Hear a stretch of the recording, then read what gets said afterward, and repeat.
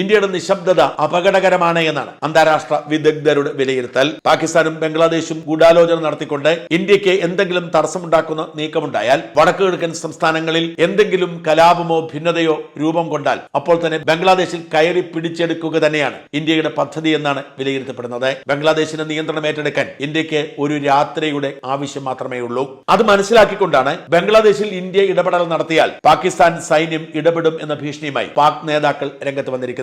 റഷ്യയുടെ സ്ഥിരതയ്ക്ക് നേരെ ഉക്രൈൻ ഭീഷണി ഉയർത്തിയപ്പോൾ നാറ്റോ സഖ്യത്തിന്റെ ഭാഗമായി റഷ്യയുടെ സുരക്ഷയെ ബാധിക്കുന്ന തരത്തിൽ നീക്കം നടത്തുന്നുവെന്ന് തിരിച്ചറിഞ്ഞപ്പോൾ റഷ്യ നടത്തിയ അതേ നീക്കം തന്നെ ഇന്ത്യയും നടത്തിയേക്കും എന്നാണ് അന്താരാഷ്ട്ര നിരീക്ഷകരുടെ വിലയിരുത്തൽ. 2014 രക്തച്ചൊരിച്ചിലൊന്നുമില്ലാതെ ക്രീമിയെ പിടിച്ചെടുത്ത റഷ്യക്ക് അത് വിട്ടുകൊടുക്കേണ്ടി വന്നിട്ടില്ല.